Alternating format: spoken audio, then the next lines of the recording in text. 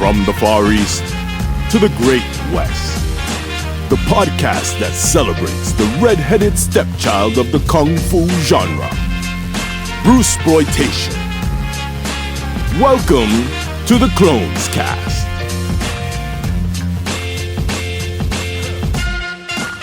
Here are your hosts, Michael and Matthew.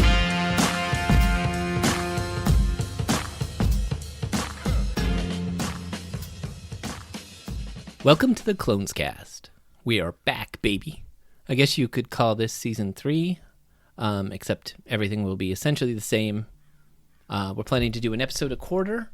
Things have been really busy on all sides. I'm sure you all can relate, but we wanted to keep doing this show, and this is how we're going to do it. So this episode, we are covering the clones of Bruce Lee.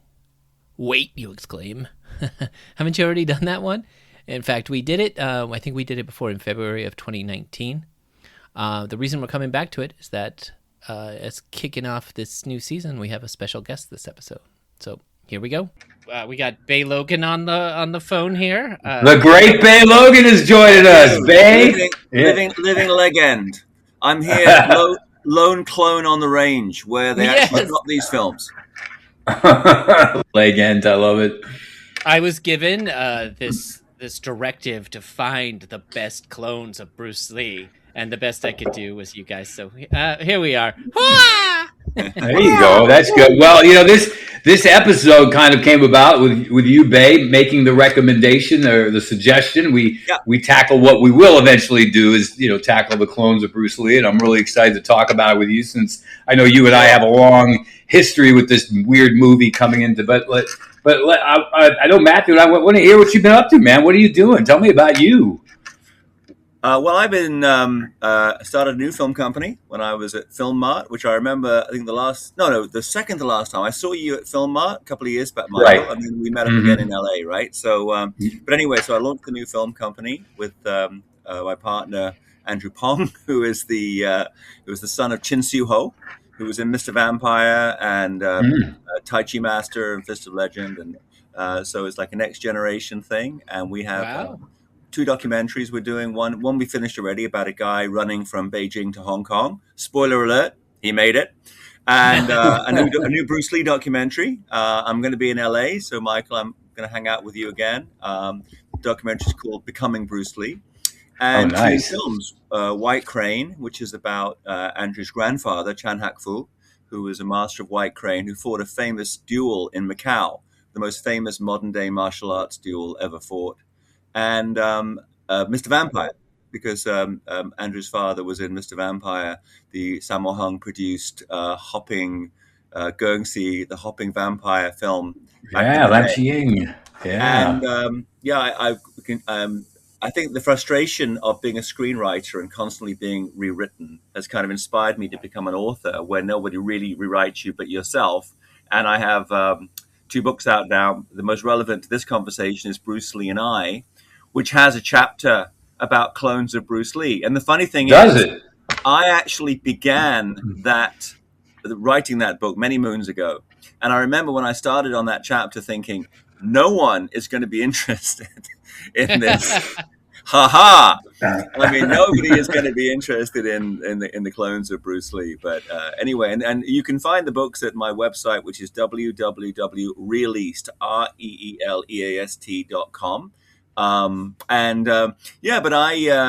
I think this phenomenon of the clones, it was just one chapter and one section of my book. But I think the work you've done is like, as I said to you when I saw you in LA, Michael, is like a cultural historian.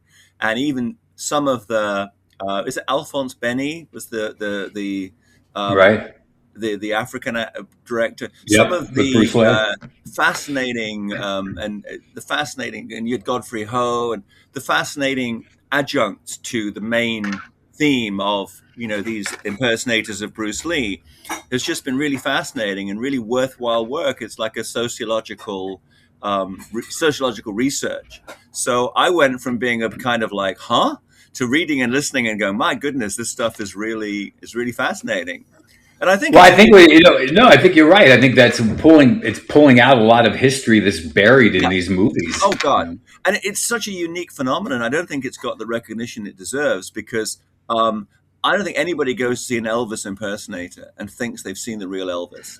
But I think around the world, millions of people have watched clones of Bruce Lee movies with Bruce Lee, Bruce Lee, Dragon Lee, and they thought it was Bruce Lee. And I talk about it in my book. I remember being on Tottenham Court Road in London. This would have been in the early 80s. And there was I think it was catering mainly to Middle Eastern people, because at that time it was very expensive to buy VHS videotapes. It was a rental market. So they're very expensive to buy. They were like £60 sterling, which was a lot in those days. And there was a whole wall of Bruce exploitation movies. Oh, wow. That store was actually heaven, Michael, for you.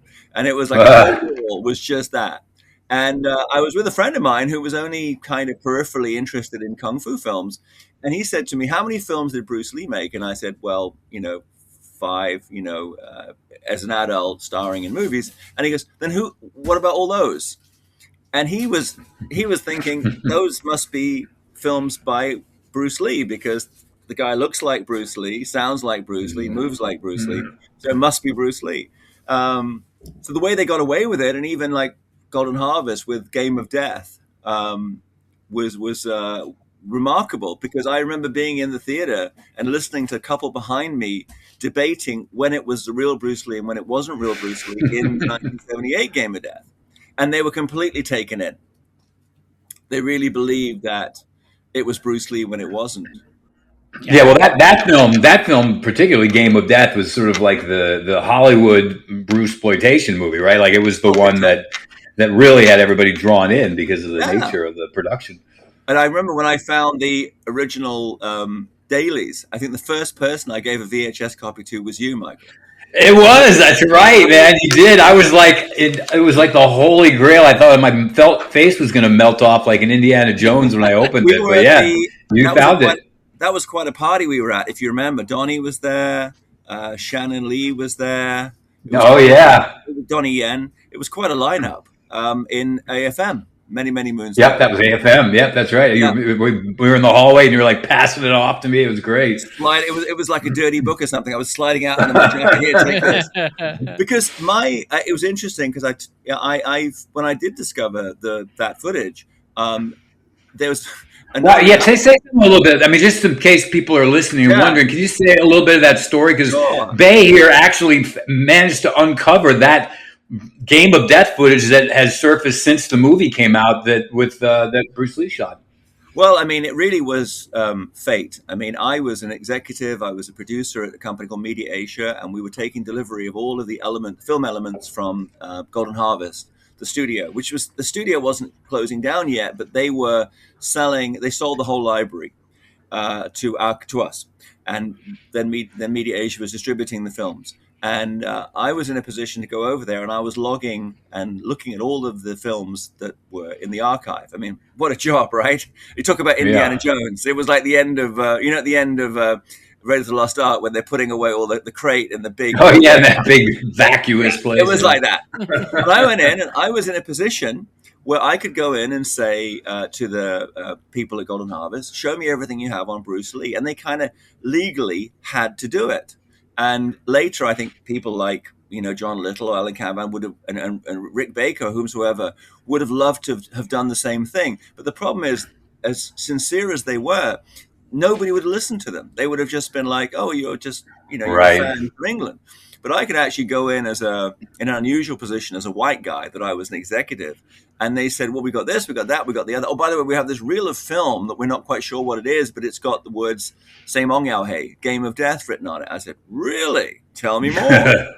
So they laced it up, and I went into a screening room, and they started. It was one reel. It was like one can or something.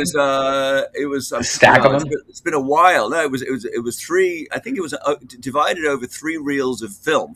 I mean, celluloid. Wow. Yeah. And they then laced it up. In the beginning, it was just stuff that had been haphazardly taped together and put away for, I guess I want to say, for future reference. I'm not sure why. It was just really lucky for global culture that it was even preserved.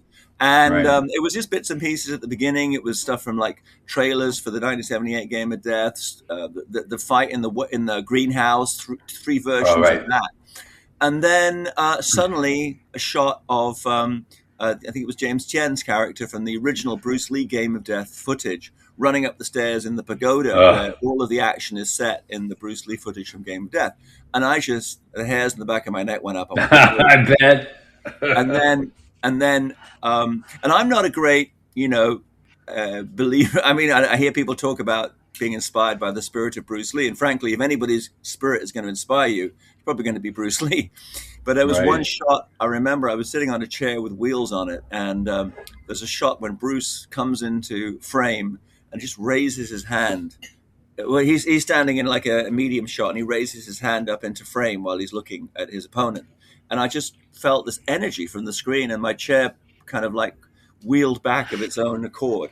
It was just phenomenal. And there's a reality where I could have been like a golem and my precious, and I would just take it away, and I could have just buried that, and none of you would ever have seen it. I would just watch it, every Friday by the light of the full moon. There are people that would have done that. There are people that would have done that for sure. And there is footage out there where the guy does that. So yeah, it's a reality. And then but I was like, boy, I really want to share this with the world. And Michael, you were one of the lucky recipients. I've always loved you for that, Bay. That was one of the most. I still have the tape. I still have that tape. Oh, wow. That's wrote special. I think he wrote special Michael Worth footage or something on it. It was kind of That's funny. right. Yeah. But and I remember even going back with my excitement to Media Asia, and before I had kind of really told everybody, I ran myself a VHS copy, because in the back of my mind I realized I didn't have any legal ownership to this.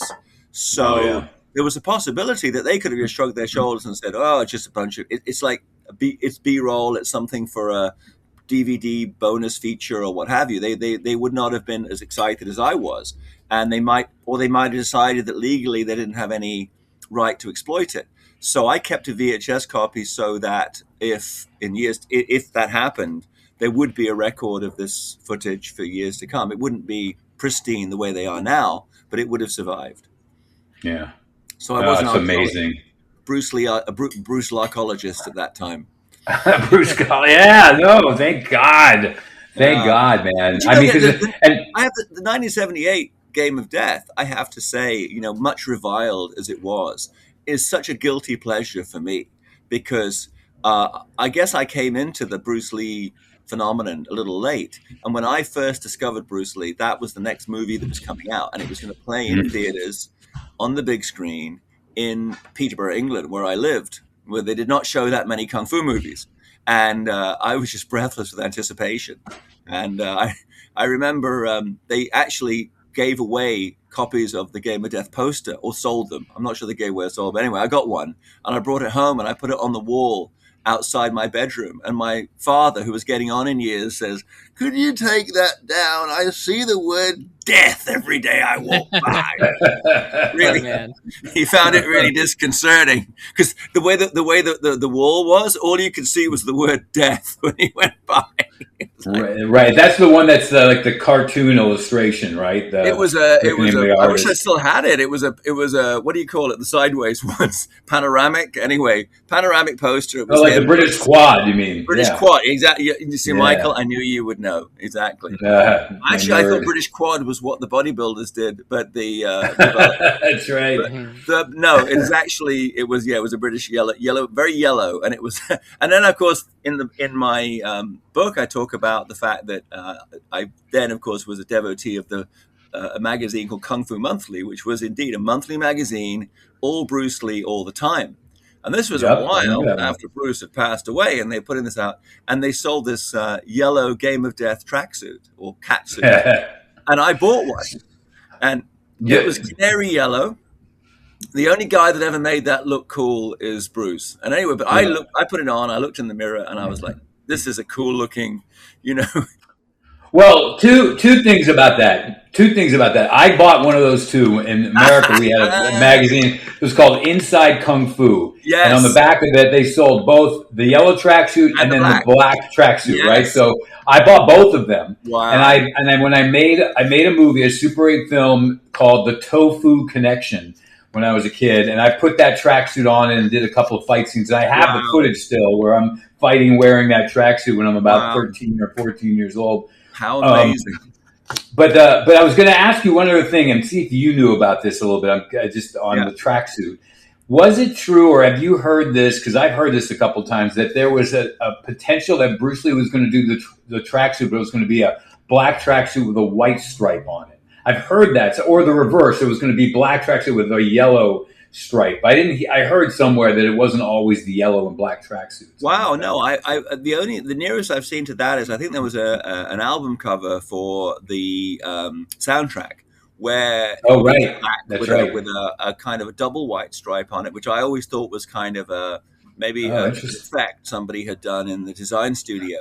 But I think the problem would have been, and the reason that Bruce, once he goes into action and Enter the Dragon so quickly kind of loses the top of the catsuit, is it's just very, as you probably know, Michael, it's very hard to film black against black. So had Bruce tried to do that, I think it would have been really hard. I mean, the brilliance of Bruce Lee was so many of the things that he did, he actually had his own color scheme, yellow and black. I mean, I don't know any other pop culture icon who's actually copyrighted two colors. I mean, he had his own weapon. But my friend James Bennett, who has who I believe you know, Michael, he has a big studio. Yeah, James, yeah. His gym in LA. And he has this huge Hummer style truck, which is painted yellow and black. And I think Shannon Lee lives around the corner, and she would walk by with her dog and see him and say, "Oh yes, the Game of Deathmobile." But I mean, the yellow really pops against that kind of murky gray background, or brown, the muted colors of the pagoda. And I think had he worn black, it would really have, it would have been very difficult to light him. You'd just be kind of losing the image. But I hadn't heard this. But I mean, go ahead. No, I was just going to say. So I think across the world there are kind of fans like us with these kind of photos in the album of the young version wearing yellow tracksuits. I didn't buy the black one, but I definitely had the yellow the canary yellow one.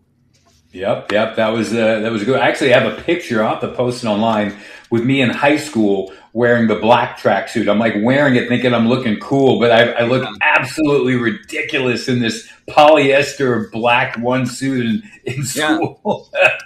Right. Oh, and so, my in the wake of Game of Death, which I think, as you mentioned before now, it was kind of the in a sense, in the mainstream, the pioneering Bruceploitation film. And it was a movie where you convinced people that this guy on screen who was Chinese and had muscles or not and was doing Kung Fu was Bruce Lee when it was not. You then had, for most of the film, which is really remarkable.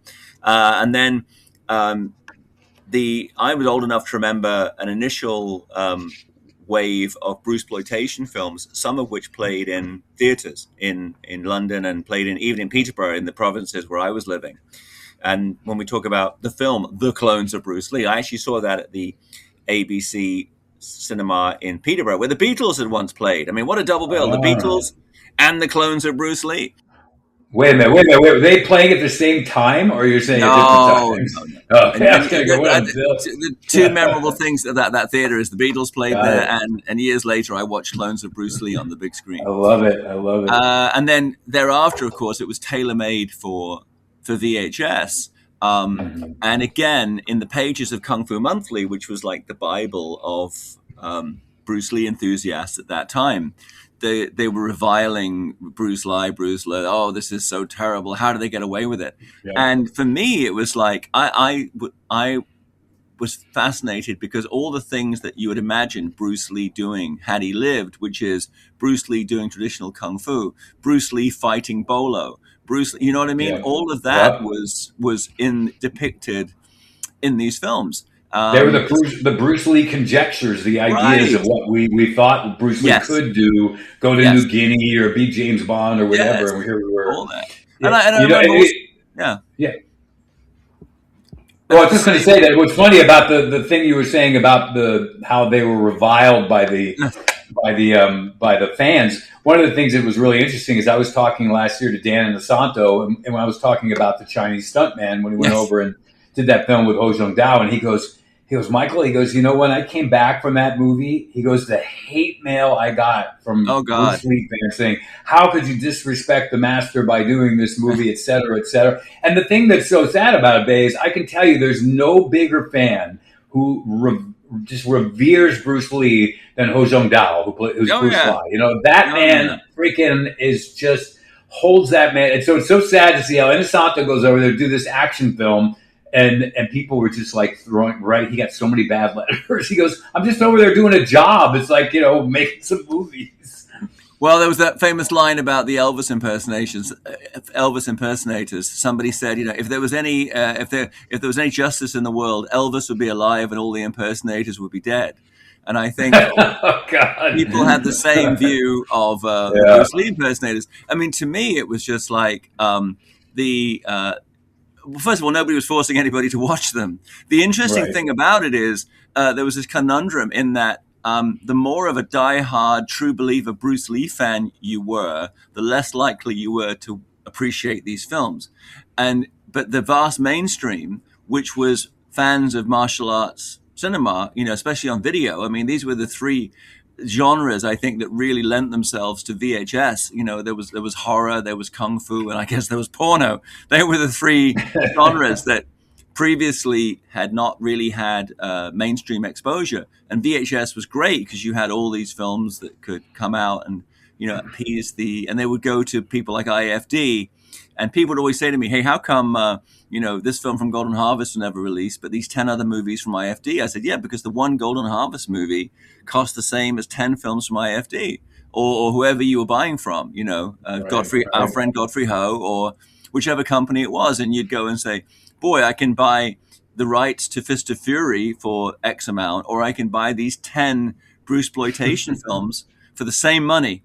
Right. And there's an audience for them in that mainstream people, they like to watch martial arts movies. They like the image of Bruce Lee. And so that became the phenomenon that it did. But I remember it fondly. I remember watching the films in the theater.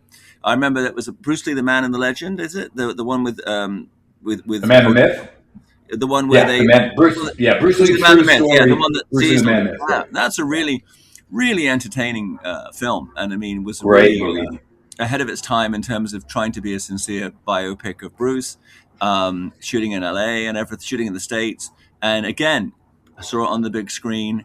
I think it was the same year that Star Trek: The Motion Picture came out, and I tell you, I think that was playing on screen one, Star Trek: The Motion Picture, and Bruce Lee, the Man, the Myth on screen two. And I tell you, the Bruce movie had more bang for your buck. Ho Jung Do definitely was more animated than Captain Kirk and that particular.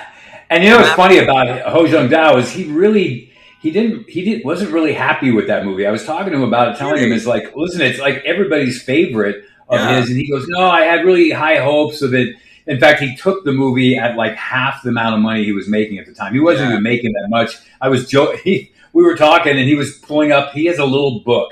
This tiny little book where he lists all the movies he's done, and he puts in how much he got paid for each movie. Wow. And we'd sit there and laugh. He got paid how much for that? You know? But when he did Bruce Lee, the Man, the Myth, or Bruce Lee, True Story, he took half the money because he thought Instant Yoon and the idea of them traveling to all these different places was going to make it. And of course it was. I just think he had a different, higher hopes for it, So it's phenomenal to me. If you, and I know a lot of the actors from that era in the mainstream of Hong Kong Kung Fu cinema. And of course they got paid whatever their rate was for a film and then no residuals. So many of them, our friend Mars, for example, I think he's been quite open talking about it.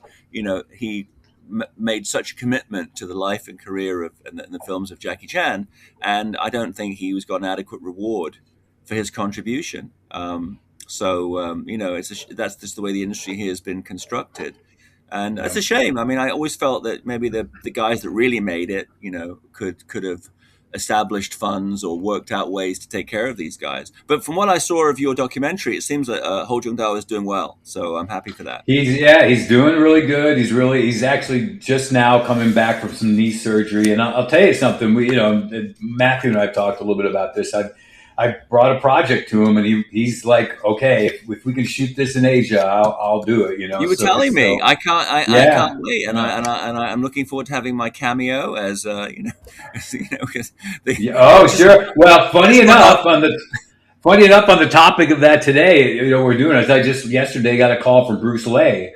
And he was, who I also was talking to for the same project, and I was telling him today we were going to do this thing on the clones of Bruce Lee. He's like, "Oh, I'll just run on and give your character a VHS and run off again. That'll be fine." Yeah, that'll be you'll give a VHS to Dragon Lee or something, and then run off. You can actually bring the real tape that I gave you, and we'll.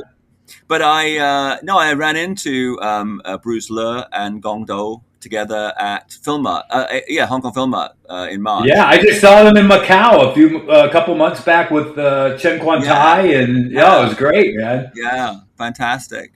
Those two, they're really going to. I think they must room together because I always see Bruce Lee and Gong Do together. Are they roomies? The odd couple. So in all of these, there's always the British guy that gives the assignment. So.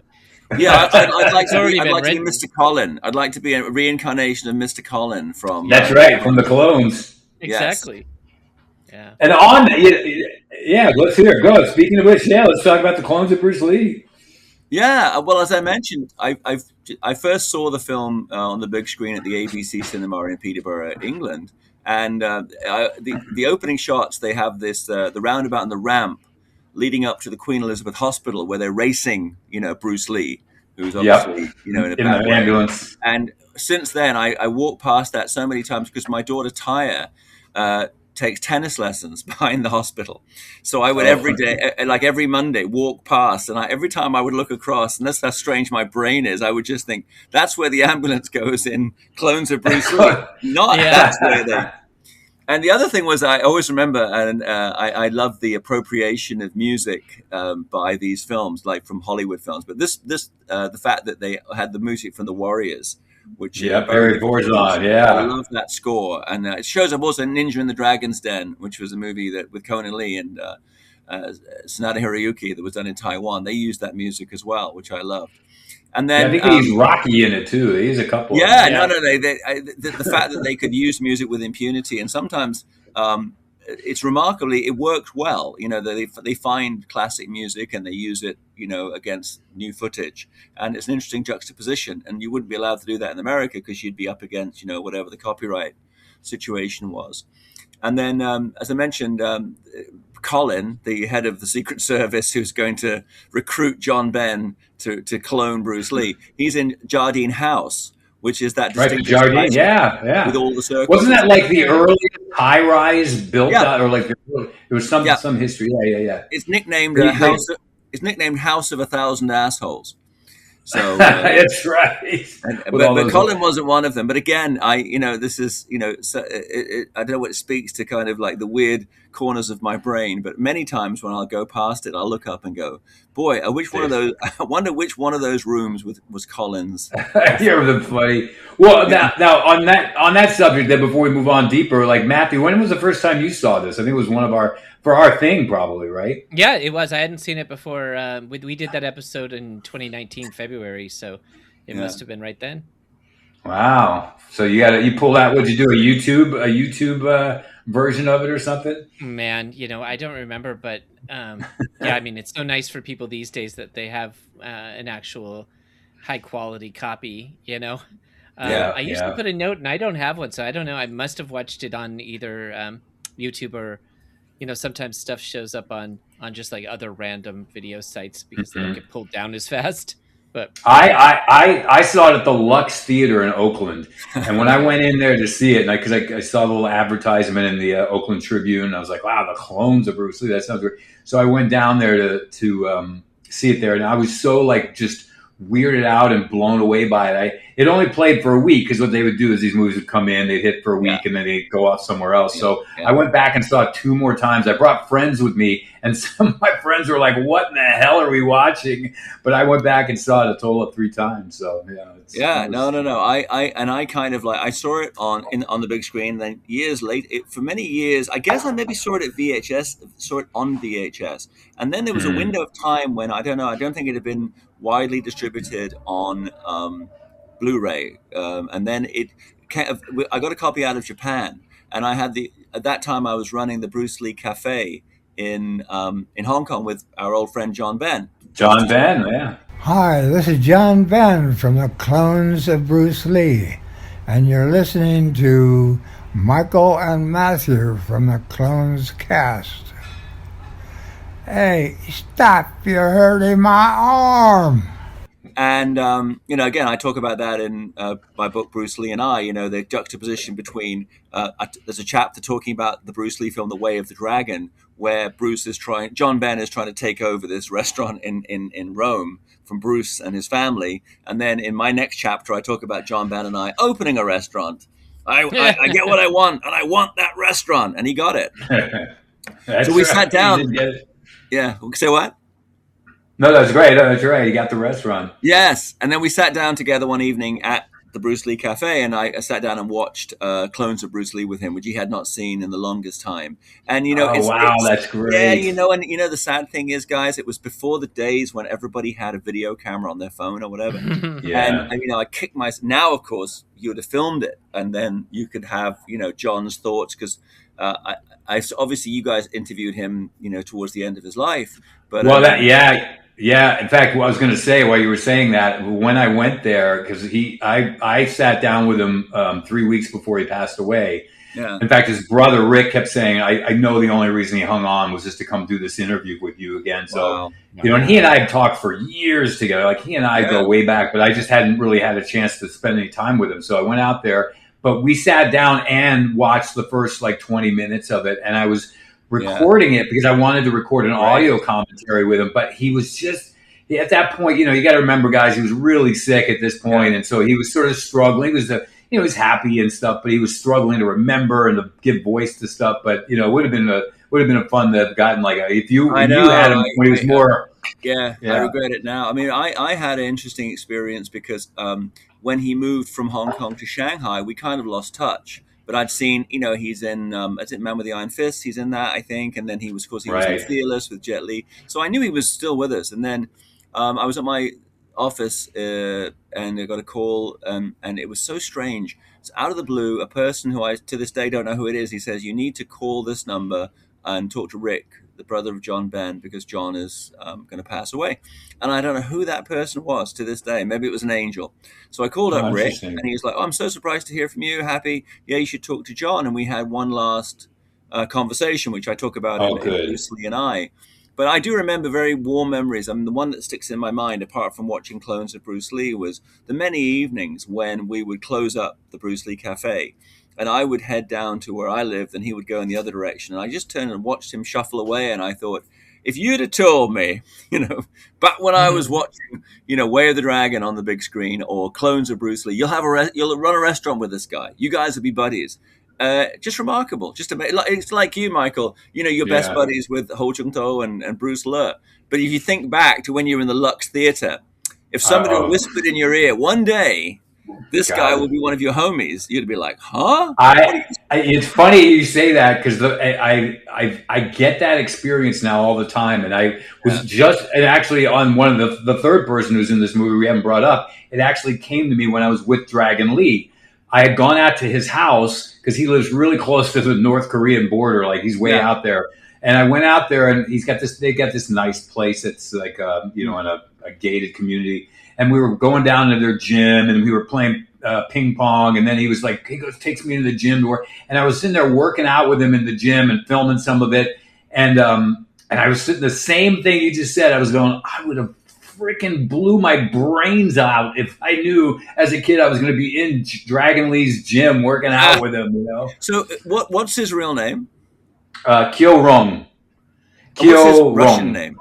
So K-Y, I guess how's it? Yeah. Doesn't he have KYEORHUNT. a Yeah. Russian name as well? Because he grew up near the Well, border. I know that was sort of like adopted internet wise. He doesn't really have it. Oh. He's pretty straight up Korean, you know. So So he yeah, speaks just Korean then. yes. Oh yeah, he's barely got it. I mean, Oh. he'll yell like the only English I ever hear him yell is when he's driving up in the car and he goes, Michael, Michael, my brother, Wow. Michael. That's about all Wow. I hear him Good on say. But him. yeah, he's But anyway, yeah. So talking about clones of Bruce Lee. So I mean, it's the only, I think the only real Bruce Lee footage we get is the famous Unicorn Palm, Unicorn Fist press conference, and then the funeral. Heaven help right. me. All of that's in there, and then of course, Now, Bay, what's funny about the press conference is that if they put a little bit extra in there, they would have got John Ben in there, wouldn't they which have? would have been, I'm surprised they didn't, because you could have said he was kind of scouting out Bruce Lee ahead of time. But yeah, so they did that, and then it's fascinating because it's like all you need for cloning apparently is a karaoke machine, a dry ice generator, and a head runner. I mean, who knew, right? Back in the day. And then, as you mentioned earlier, you got Dragon Lee working out to the Rocky theme, which, I mean, now, of course, in the Van Damme era, the idea of somebody, because Bruce had, of course, a fantastic physique, but it was more of this functional, lean, athletic physique. And particularly in Enter the Dragon, which is the film that most people have seen, he doesn't have particular in Way of the Dragon. He's much more of like a bodybuilder kind of physique. He does those poses on the balcony, and then by the time he's doing Enter the Dragon, he's much leaner. And so, to me, in the pre-Van Damme era, the idea that somebody with a bodybuilder physique like Dragon Lee was doing the full splits and everything was like, huh? You can do that? It might sound weird now because you didn't ever see any martial artists who looked like that in that era. It was, such a shock to my system. The idea that you could be a bodybuilder type and you could do the splits. All the acrobatics, right? That all these guys do. It's just so yes. not in line with the typical protein bodybuilder dude. Yeah, I mean, it's just in that era, I think, in the public consciousness, there was the idea that you develop these massive muscles and you could pose on the stage, and if you were a gymnast and a martial artist, you'd have a very lean, kind of low body fat physique. And then just putting the two of these together with Dragon Lee was phenomenal. And of course, you've got Bolo, my old buddy, as the trainer. Michael, have you met Bolo? Yeah, I just went to Germany with him actually a couple months back. Him and Cynthia Rothrock and Jeff Speakman. Oh yeah, I did see that. Yeah, he's great. I mean, he did the and that place that he's teaching him actually is a college judo hall in Hong Kong. That building's been demolished now. But so I was going to say that because there's that sequence where they go in, and some of that room also ends up in Enter Three Dragons, which is another film. But yeah, it's that really like crappy. Looks like it was an abandoned room or something somewhere with the walls are all peeling off. No, it was a college. They had all the judo mats on it for college kids to do judo, and you're just blown away, I think, by.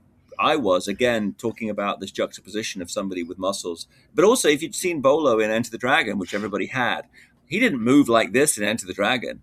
So agile and flexible. Yeah. And if you see him in the Kung Fu comedy films or the traditional Kung Fu films he made, he's remarkably gifted physically, Bolo. I mean, the Kung Fu moves he could pull off. And this, of course, was our fantasy of seeing Bruce Lee fight Bolo, which, almost happens in Enter the Dragon. And instead it's John Saxon. But I mean, and Bolo, again, it's such an incredible cult figure. I mean, I think it's a shame he wasn't better managed in his heyday. And in recent times, I think it's a huge shame that he didn't do this documentary that we had planned to do with him, that we put together for him to do. Well, you would have done it right. There was somebody that went out. We had it set up. It was going to be produced by a Hollywood production company. It had Mark Hartley, who directed the Canon documentary Electric Boogaloo, was directing. We were paying Bolo to come in for 3 days to be lit and interviewed. And I have quite a stern. No, I mean, my view on it is twofold. I mean, one is that the younger audience, the younger people in the world should be given the opportunity to learn from the experience of these craftsmen in different fields, whatever you're talking about, music, fashion, martial art movies, whatever it is. But I also think the older generation have a responsibility to leave a record for those that come next. So when I deal with people, I mean, Bolo is one, or Dick Long or somebody, and their attitude is, yeah, I don't want to do interviews. I don't want to lay down a legacy. We had the same thing with the late, great Liu Charliang, and dealing with his family. And I think they actually have a responsibility to kind of leave a cultural record of their times. And so I think it's a shame when it doesn't happen. He may yet participate. And of course, you could do a Bolo documentary without him, but we kind of lost heart when he suddenly said, no, I don't want to do it. We just kind of didn't move forward with it. But it would have been great. Yeah. It was a shame not to do it. And as I say, I think you did such a fantastic job with Clones of Bruce Lee, the documentary. Right. And I think the Bolo documentary would have been really interesting as well. 100% agree. Yeah. Money on it. But I think, I dealt with Bolo before as a producer here. I would try to hire him for films. And I remember we wanted to put him in a movie I did called Beach Spike, about a kung fu women's beach volleyball. I mean, basically, it was spend the summer on the beach with girls in bikinis playing volleyball and get paid for it. And Bolo was meant to play the teacher to our hero, the kung fu master of our hero girls. And at the last minute, he said he wanted Poland. And I said, you're only getting Poland if you invade with tanks. And he was like, no, I want the rights to Poland. And my partners wouldn't give in. And so we didn't do the deal. We used another actor called Lomong, the toad from Five. Oh, yeah, sure. But yeah, so that was it. And I think it was the same thing with the documentary, that in the mind of Dear Bolo, there was a better deal somewhere out there. So yeah, good old Bolo. Yeah, we're glad we have him, but it would have been great to. I hope before he passes hopefully in many years' time. But I hope before then he actually does take the time to sit down and talk about, because I was. In the wake of the documentary, we haven't been so close, but earlier we would have spent a lot of time together, and he would tell me a little bit about his past, but his family life and his real name and all these things relevant to him from his life in China before he came to Hong Kong are very mysterious. So I hope he does some kind of record of his life, because he's had an extraordinary career. Yeah. And it's interesting that you see Bruce Lee, the Bruce Lee character in Clones of Bruce Lee, is learning Shaolin Kung Fu from Gong Do. Because if Bruce hadn't left for the US at the age of 18 to claim his birthright citizenship, he was probably going to be signed by Shaw Brothers, and which meant he would have come under the tutelage of Lau Ka-leung. And he already had trained in Hong Kong with Lau Ka-leung's father, Lau Jam, but he would have been under the tutelage of Lau Ka-leung and Tong Gai at Shaw Brothers, and would have been doing exactly this kind of action. But that's an interesting alternate universe for Bruce Lee, huh? Well, and it's interesting because what they had to do was they had to split Bruce Lee into two, which was that you had Dick Long, who was like muscular, had done Wing Chun under Chiu Wan and Sifu, and then you had David Chang, Kung Dai Wai, who was the son of famous actors and who was quite small and agile. And they're kind of Bruce Lee split into two, because I think David is the same height as Bruce, but Dick Long has the muscles. And with the Clones of Bruce Lee, you get him split into three. Indeed. Yeah. So, but so I think, again, this wish fulfillment is like, boy, if Bruce Lee, I mean, the thing was, and I talk about it in Bruce Lee and I, that it's a sad thing that, I mean, I think for Bruce's development as a human being, 10 years in America was invaluable. But I mean, it was kind of 10 wasted years of what would have been his prime as an action movie actor. Because had he not moved to America, or had he been more quickly accepted by Hollywood, he could have started in his early 20s and had 10 movies under his belt by the time he was 32. But it didn't work out that way. That he had already. Yeah, it makes me think, with his Western influence and what he chose to do with sunglasses and wearing fancy clothes, he made himself more loved by Americans. So in that, otherwise he could have just been another martial artist. And as his development as a person. I mean, this is something we talk about in this documentary we're working on, Becoming Bruce Lee, the influence of Steve McQueen. Because like when Steve McQueen made, for example, when he made Bullet, he had his Solar Films, which was his own company.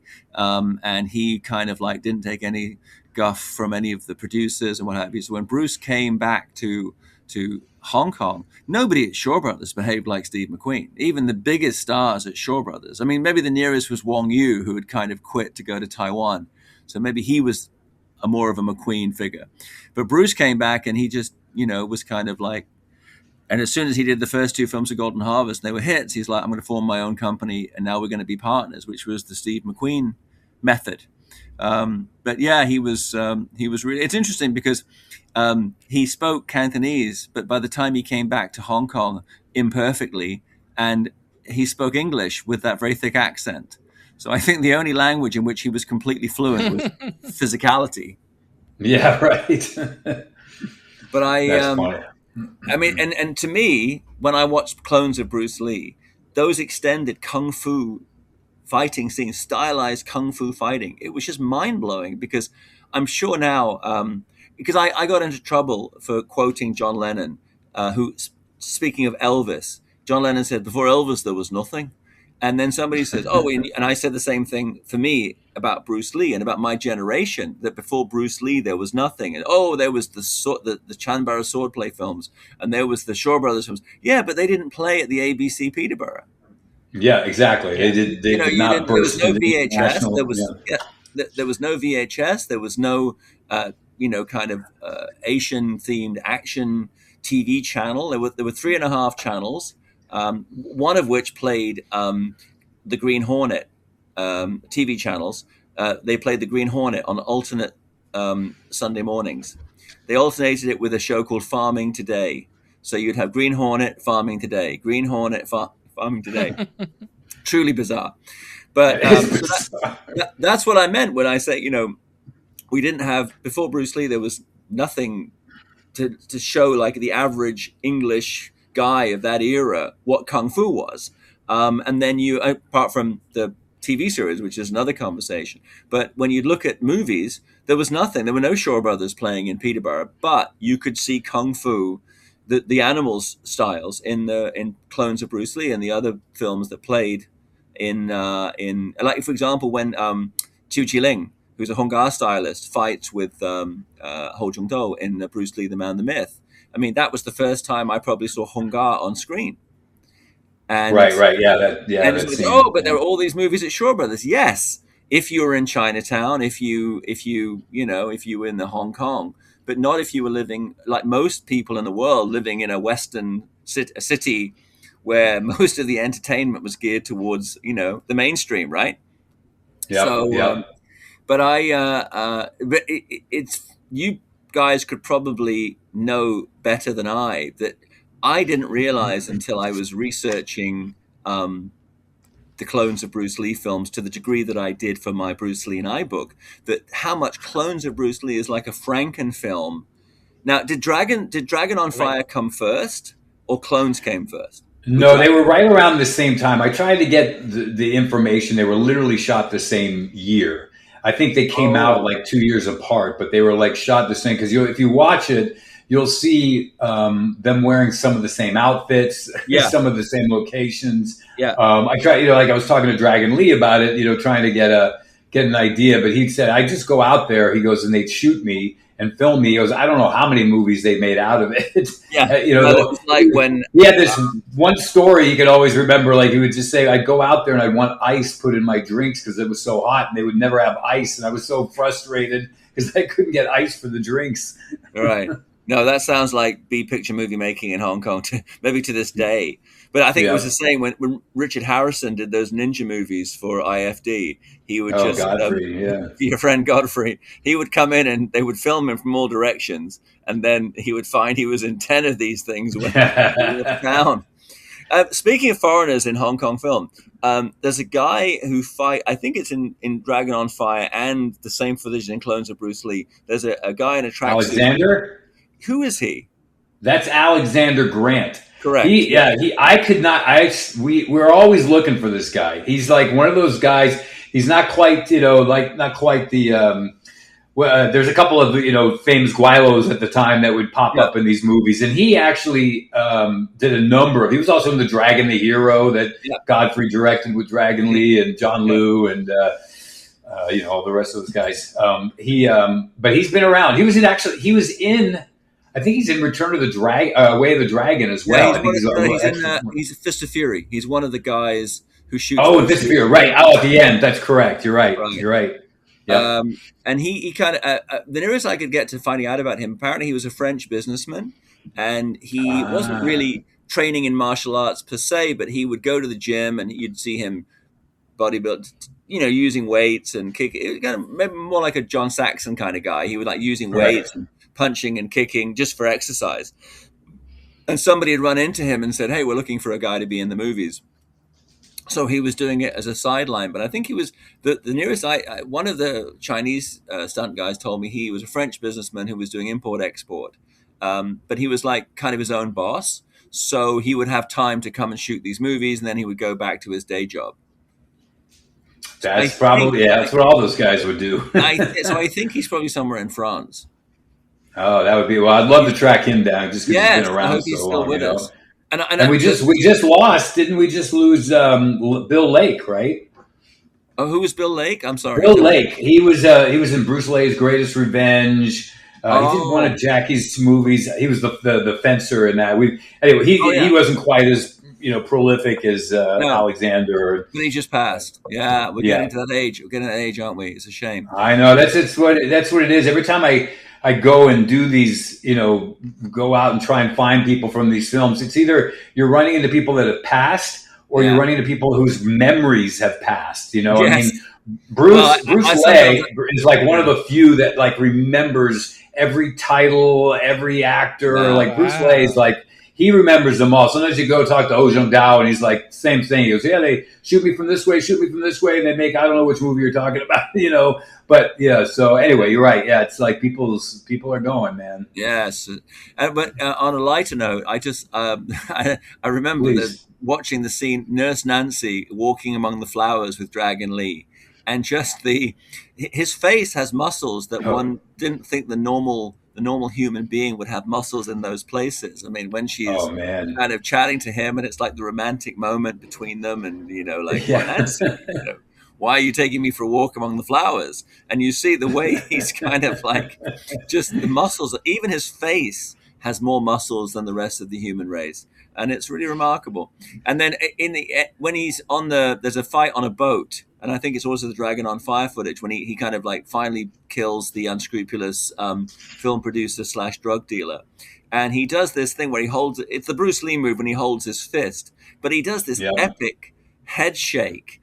And I'm surprised that hasn't become a meme, like me when I find out that I don't know, they sold the last. The end of the sequence on the boat. Yeah, and it's what's really funny. And he does this thing, and they just stay on him, and it's like his head's. Do you remember the film? What was the David Cronenberg film, Scanners? When the head blowing Michael Ironside's head blows up at the end. You know Michael Ironside, right? Yeah. God, but anyways, his head blew up in Scanners, and I thought, I kept waiting for maybe that's going to happen. That'd be amazing. And then, of course, we shift to, and when the Thailand footage is incredible because I spent quite a bit of there. Later, I would spend quite a bit of time in Thailand. But the first thing that now it's become like a kind of a historical archive because you see what old Bangkok looked like before it was gleaming towers everywhere. That's really interesting. And later, many years later, I actually trained in Thai boxing at a place called Banglamong outside of Pattaya. But in England in the 1980s, very grey, cold, wet. I mean, and you sit indoors watching like a Bruceploitation movie, and you see in Thailand jet skiing and naked dancing chicks, and you're like, damn, these guys know how to party. I mean, now it looks kind of cheesy, but at the time you were thinking, oh my God, people elsewhere in the world are having a good time. Why am I sitting on a wet Thursday watching clones of Bruce Lee? Well, that's that sequence, and Matthew and I talked about that when last time, right, Matthew, with the naked women. You get like a couple versions of this movie. One that's entirely barely takes out that sequence. And on yeah. YouTube, they have it. They're black. They're private. They're blacked out. They have big black things across the screen to cover them up and what have you. But it's just so gratuitous. And but it's the Roger Corman school of exploitation filmmaking. Yep. That whole Thai sequence is just so bizarre.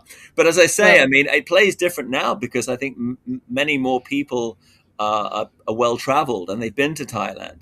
But when I was looking at it, I was like, damn, this looks like, this is going to be a fun place to visit. And the other thing I'd forgotten about until I think I reviewed the clones for my Bruce Lee and I book was the Dragon Lee thumb chakyu. And I've got two questions about that. So Did he ever tell you how he came up with that? Number two, how come nobody is marketing a Dragon Lee thumb chakyu? To get on that.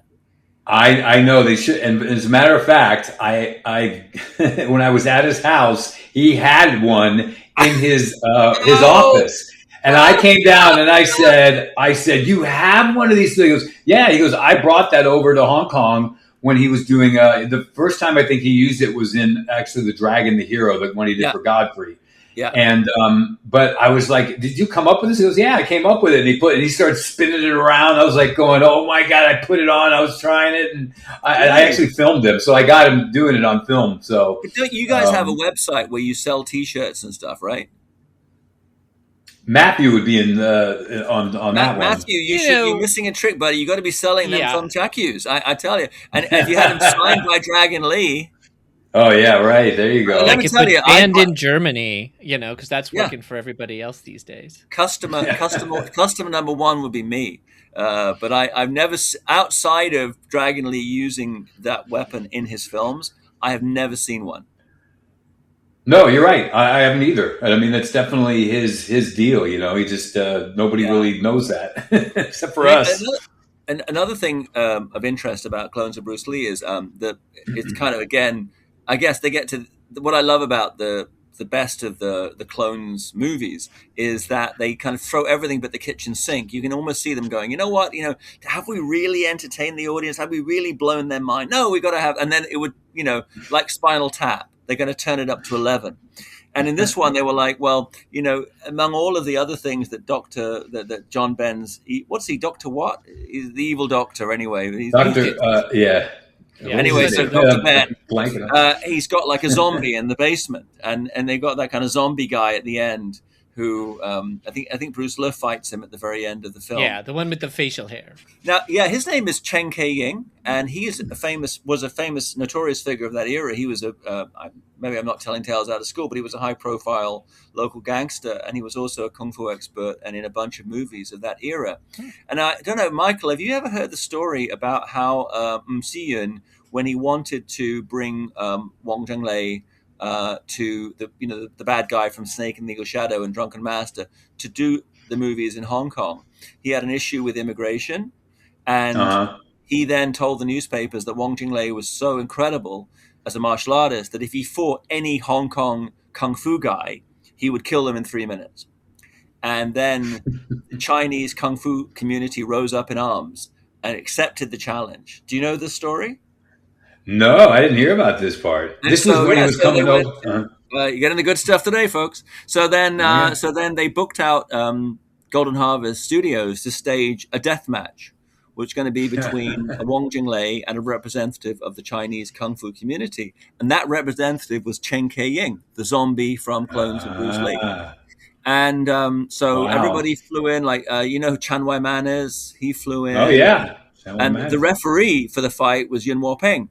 And I actually found out a lot about the action director of Crouching Tiger, Hidden Dragon and The Matrix, the director of these, Drunken Master. But anyway, I was on a scouting mission with him in Malaysia, and we had a lot of time in a van. And I asked him about this incident, and he told it in great detail. And I said, how come you know so much about it? He says, I was the referee. So he was going to ref the match, and they were going to fight. And they signed these kind of waivers where it was like, if you kill me, my family will not sue you, whatever, which is a bit, legally, it's a bit spurious. But it was like, that was de rigueur in the old days if you had a challenge match. And right before they were about to kind of throw down, and by the way, had they done so, I have no doubt Wong Jing-lei would have inflicted serious damage on poor old Chen Ke-ying. He would have become a zombie for real. I think. He would, yeah. Yeah, he was a director too, I remember. Yeah, I mean, did you get to meet Roy Horan?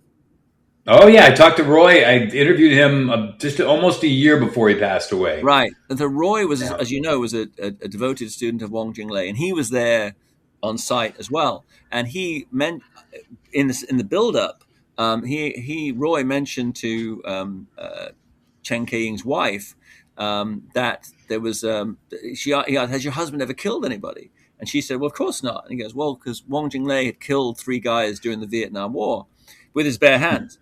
And so she got scared and called the police. The police came, and Si-yun had booked out the stage at Golden Harvest on the basis that he was filming. I can't believe they were even contemplating this. Oh no, it was a famous story, and it was brilliant because after that, there was no question that Wong Jing-Lei would be allowed to do films in Hong Kong, and it was incredible publicity. And actually, there's another. I'm trying to remember the name of the movie now, but there's another gangster film that has, I think it's Ironside 86 or something. They took the name Ironside. It's not related to the TV series, but the name of the film in English is Ironside 86 or something, with him in it. And the whole of the trailer is the newspapers from that incident and talking about this is the guy that was going to fight with Wong Jing-Lei. So that was his calling card. But I was just, when I was reviewing the film again, actually just when I was looking at it to talk to you guys, I realized, oh yeah, that's the guy who was going to fight Wong Jing-Lei in that famous match. And then so that's the story. That's the story of the death match at the proposed death match at Golden Harvest. But then, that's good. A little sideways on that is just a quick thing is that Ho Jung Dao told me that when Wong Jai-Li came out to do Bruce Lee's Deadly Kung Fu, and he was out there with Roy and Wong Jai-Li were there, that he also brought Kim Tai-jung with him. Yeah. Who would later go on to do, obviously Tower of Death and Day Game of Death. But he came out and Ho Jung Dao remembers him coming up to Ho Jung Dao, Kim Tai-jung, and he was like, he kept calling him Sifu, Sifu, I'm a big admirer of yours, Sifu, Sifu. He goes, oh, great. He was talking to him, but it was before he had actually done any work yet. So yeah. Kind of the story. Well, that was the movie where Si-yun, he admired Wong Jing-Lei as a martial artist, but also there was an incident, I think the local producer, there was a dispute, and the local producer told everybody not to come to work the next day, and the only guy that showed up was Wong Jing-Lei. So he obviously had what the Chinese call yihei, which is like loyalty. So that impressed Si-yun, and that was the beginning of their relationship on that movie. Oh, cool. And then he wanted to bring him over to do, and they did other great films together like Secret Rivals, and I think Wong Jing-Lei's martial artistry, I mean, the film as itself is a bit hokey, but Game of Death 2, Tower of Death, his martial arts skills are incredible, and he kind of like really is well presented in that movie. You'll like this then, Bay. When I was visiting with Dragon Lee, that's who he called on the phone. He put on the video phone. He pulled him up on FaceTime. He was like, "Hey, look over here," and he was saying hi. So I've got pictures of it. I'll send to you. We're like talking to Wong Jung-Lee and Dragon Lee in his house, and it was great. So, but just a final.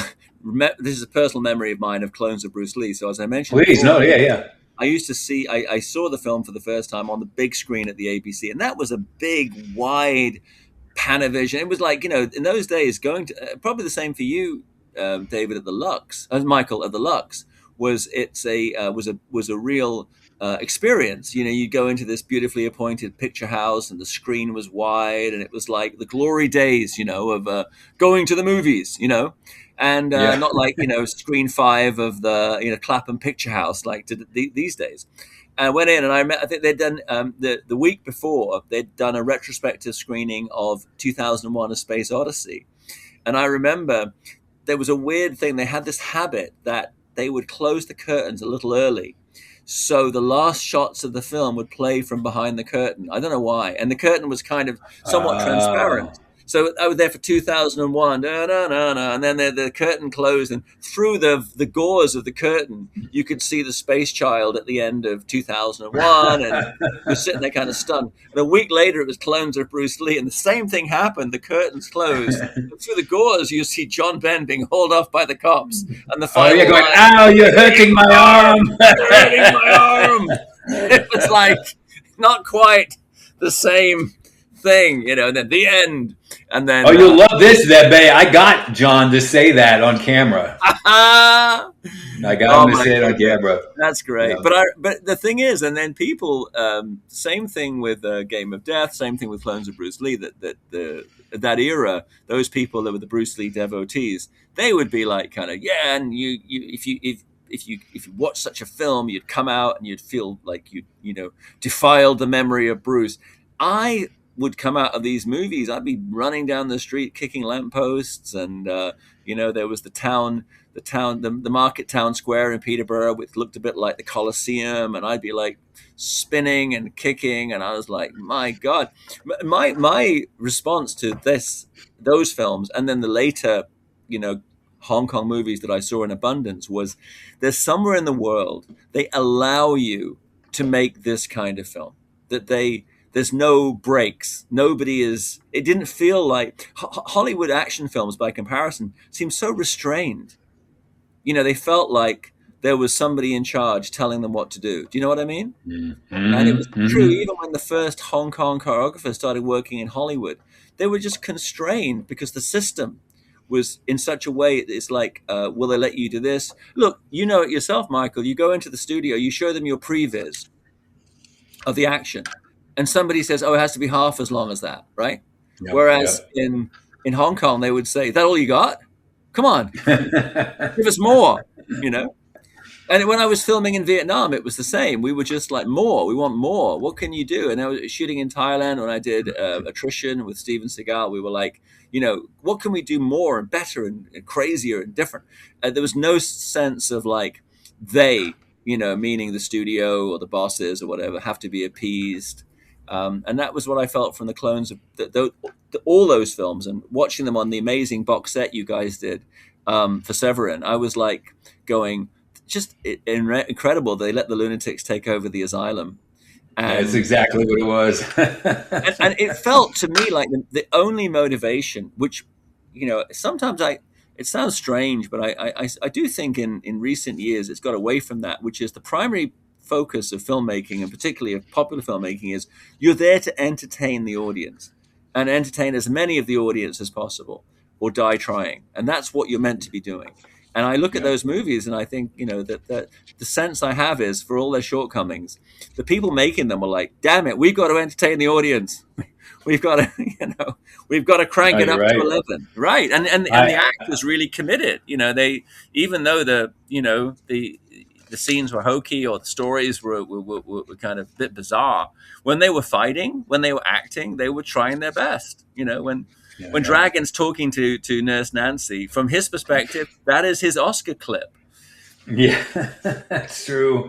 I actually got the original Hong Kong poster, and I have it signed by Dragon, Bruce Lee, John Ben, Godfrey Ho, who was assistant director on it, actually. Yeah. And Bolo. And I think, did I get it all? I think that's it. I think I got 5 people on there. So yeah, yeah. Go ahead.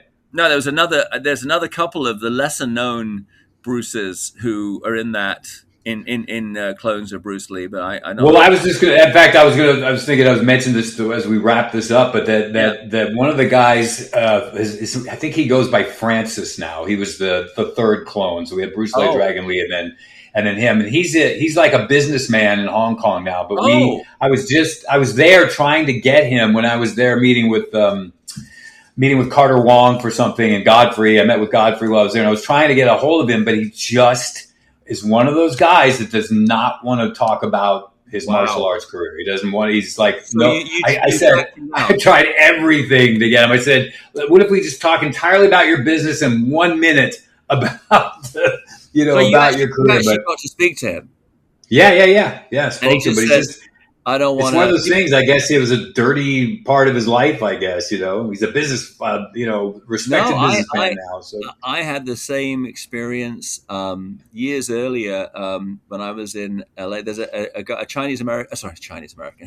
There's an American guy who'd moved to Beijing called Dan Mintz, and he started off his career. He was an interesting guy. He was a concert violinist, and then he was an early wushu guy.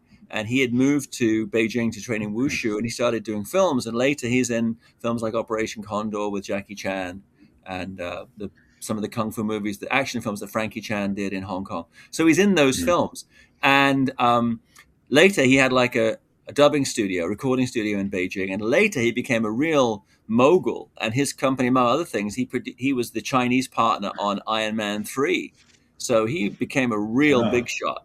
But I remember coming into the studio and being so happy to see him. I was doing a documentary called Jackie Chan, My Story, and we were recording audio in Beijing for that documentary.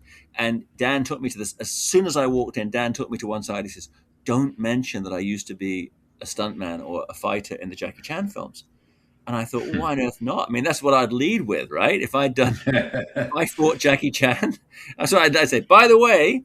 But, he said no, because they'll look down on me because now I'm a studio boss. And then, well, he was literally a studio boss at that time because it was a sound studio. Later, he was a real studio boss because he was, had a big film company.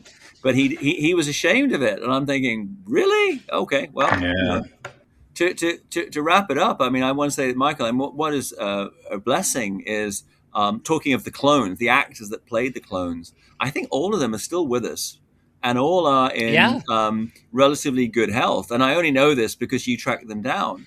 So, I mean, more power to you in terms of doing like a kind of an Expendables with those guys and you. I mean, I think it would be. I think it would be so awesome. There's still a chance. It's well. Let's put it this way. There's a number of people I've gone out there to talk with now over the last 9 or 10 years. I've been traveling back and forth, and I've got a really good group of people that have all completely agreed to do this. And we're actually trying right now to raise the financing. In fact, Bruce Lee, part of my conversation with this, he's trying to bring some of the financing out of Asia for this. But we got some great people to do this. I mean, I actually just, even with my Bruce Lee documentary, Becoming Bruce Lee, just dipped my toe in the crowdfunding area because I see people like William Shatner raising money who, before, to be honest, as a filmmaker, I turned my nose about it a bit. And then I get you, yeah. Quite legitimate filmmakers using it as a platform to, and particularly if it's a speciality interest documentary or film. And they raise money, and I've actually just for the very first time started doing it. So it's worth looking at. And incidentally, much as I'd be the first guy to buy the thumbchuck I'd be the first guy to put money into that. So well, that's right. Well, guess who I actually was just talking to about this was Rothrock.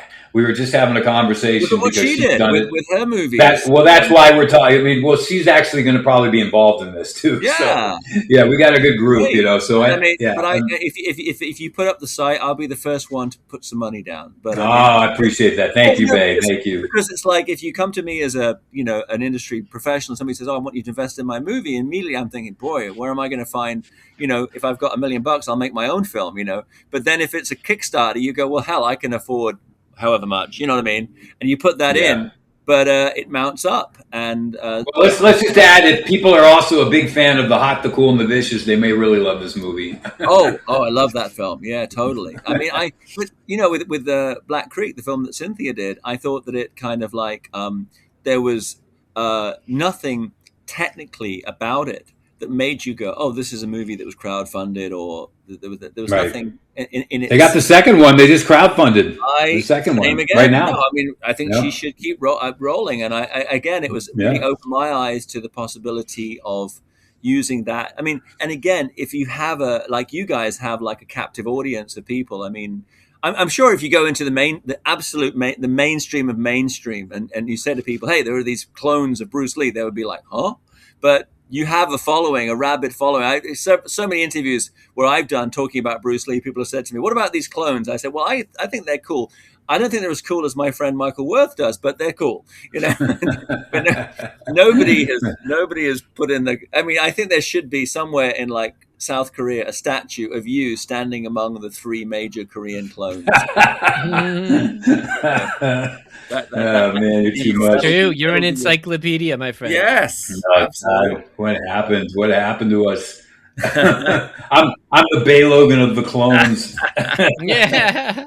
No, I totally. I mean, I kind of like, and I came into it, when I came into the industry here, that was kind of a fading memory.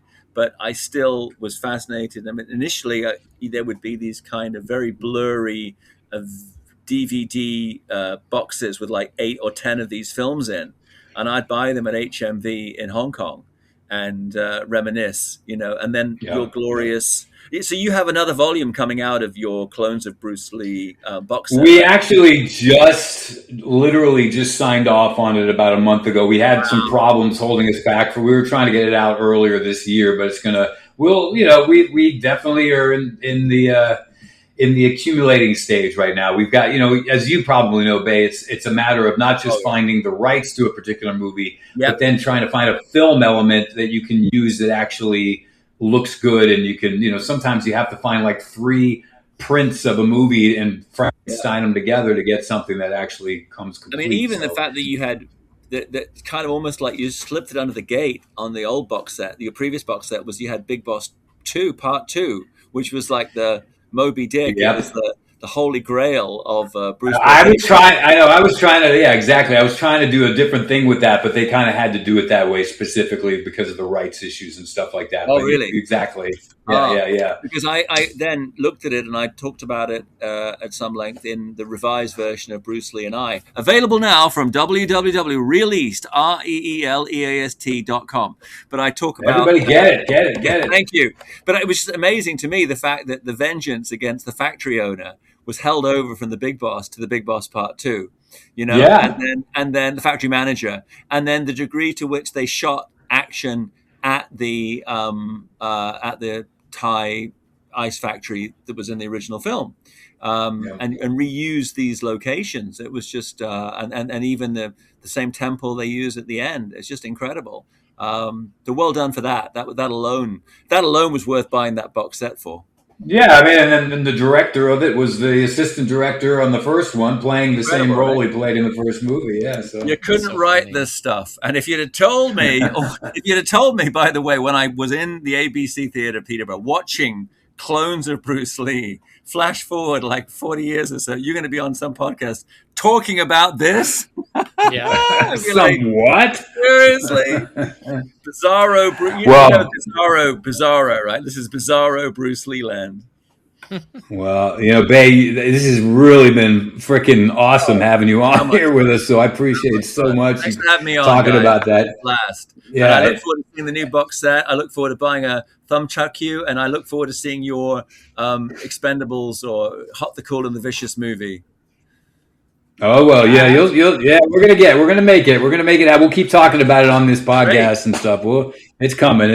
Matthew, thank you for your good efforts. I know we've done all the talking, but thank you for it's no problem keeping the wheels of industry turning. That concludes our interview with Bay Logan. Like he had mentioned a couple of times, you can find him in our show notes, as well as at reeleast.com, REELEAST.com. Check it out. Bruce Lee and I. It's been a while since we've given you any Bruceploitation news, so let's do that before closing out. What do we got? Yeah, I mean, we should just say too that Matthew and I, we love doing these things, but of course we've got lives that keep us busy, so we haven't been able to find our exact rhythm with this, but we know you guys love them. We love doing them for you, and so Matthew, I do first off appreciate you making some time for us to pull this cool episode together, as we decide, as we progress and what we're going to put out. But it'll probably, I'm just happy to have done one of these with you. It's been a while, man. Yep, absolutely.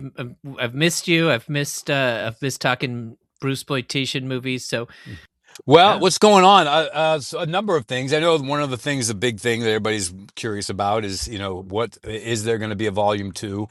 Aptly enough, it's just in the last, I'd say 30 days, there's some legal stuff we were dealing with over the past year that made it difficult for a volume 2 to come out. But we are now over that hump and proceeding nicely with volume 2 of Game of Clones. So, I can't give too much information other than it will have, I think, exactly the same amount of films we had in the last one. Okay. I can say that there are a number of titles that people have been screaming for, and one or two of them are going to be there for sure, 100%. Some really great titles. We may even have a couple of them end up as individual releases, just because as we try and marry up titles on different discs, and we look at it and we think, you know what, this great Bruceploitation film deserves to be on this, but because of all these pairings, I think this one could be a single individual release, and we'll just make it a special edition. So we got a couple of those things going on. So we're now, I'd say, out of the group, we've got about a little more than half locked in. So we kind of know where we're going with them. And as you and I always talk about on the show, it's and as we were talking about earlier, it's it's not just always getting the legal rights. It's like having to get the elements that we can look at and go, because we look at it and say, this is a good enough element to release, and we try really hard to do that. We've had a couple of films that we've got the rights to. We even had film elements for, a couple of titles, a couple of great Bruce Lee titles. As a matter of fact, we're just like, they're missing sections, or, it's like, we just don't want to just release them like that so we put them off. But anyway, that's going really good. I love those weird transitions in these things. I don't know. It makes me feel like I'm in on some secret. The way that you'd be watching it in one format or in some kind of quality, and it suddenly shifts over to another one. And I just respect the back end work done there to ensure that we get complete movies. Missing pieces out on the different websites or YouTube and stuff. It's just knowing that this is the most complete copy we can get at this time, and the thoughtfulness that went into making sure that we get a complete picture, and maybe in the right language and with the right built-in subtitles and all that. So right. We appreciate you, Michael. Oh, well, thank you. And it's funny what you say that, because it is a decision we fall into sometimes. Like, I sit down with David Gregory and I go, like, I'll give you a great example: the Growling Tiger, which was Black Dragon versus Yellow Tiger, and it came out on the last volume. We really sat with that because it was the best we could ever find. We kept looking and looking for years, and now we still may one day find a better one, but we had to sort of make that executive decision and go, do we release this one knowing it's not really beautiful? And that's kind of why it ended up on that special disc. With the same thing with the Big Boss Part 2. I mean, which for many people was like this gold, the sort of, the lost ark of kung fu movies, or at least Bruceploitation movies. And we sort of made a decision to put them both on a single disc as sort of like representative of the fact that we couldn't quite find the best elements for that particular film. Right. But what I will say also about Volume 2 is, to wrap up that discussion, is I've already shot a ton of really, really amazing supplemental features. I can tell you it's going to beat out what we did on the first one for sure. Nice. In terms of just expansion of the length of the supplements to what we did with them. I mean, I managed to do some stuff I was praying I'd get a chance to do, and we did. We've got some amazing people. I mean, some people I don't even want to say who we got, because it just would give away the movies themselves. But I will say that the Holy Trinity, Dragon Lee, Bruce Lee, and Bruce Lee, all contributed to the new exclusive features we have. I think there actually will be Bruce's. Oh yeah, there will be. And I think one of them will actually end up getting announced fairly soon. We might be even announcing it at Comic-Con, because it's such a special feature that it will come out and be announced. Frank Jang, who I work with on some of this stuff, he may be announcing it at his event there. But yeah, great stuff. We're God, I can't even. It's like I want to say more, but I just was in Macau, Hong Kong, and Taiwan for just back in February. So getting a lot of stuff. And I'll tell you, I'm doing some other work. I can't, let me think. There's a couple other companies, Arrow Films, also, who else am I working with? 88 Films. I did some really cool stuff, and I'm in the middle of a really, really cool supplemental feature that's heavily Bruceploitation centered for one of them. And we wanted to include this film in our box set, but we, because I don't know if we still may, because ours will be, domestic release here in the United States, while theirs will be international. But either way, we got a really cool piece coming out on one of the films I managed to get a couple of the leading stars of a particular movie on camera and get some real in-depth stuff. So pretty excited about that. Yeah. All right. Well, cool. One thing I'll throw out, I don't know if you saw this. It's not quite official yet, but there's about to be a California Bruce Lee Day. It's going to be May the 17th. And all it needs is Gavin Newsom to get his final approval. That's right. Most of the way through. It's going to be a day one of these days. I mean, they've got to do it. I don't know if they'll do it in LA or Oakland, but they definitely got to. It'd be so cool. And then that leads to Bruce Lee celebrations on May 17th. And next thing you know, we're all together and, partying and doing Kung Fu kicks. So doing Kung Fu kicks. Yeah. And everybody was Kung Fu fighting. I know. And I think that would be a good place to, they did a Bruce Lee street in Oakland. Was it last year? Maybe it was last year. Oh, that's cool. Yeah. They had the Bruce Lee street. So maybe Oakland would be a great place to do it. All right, everybody. Thanks for tuning in to another episode. And until the next one.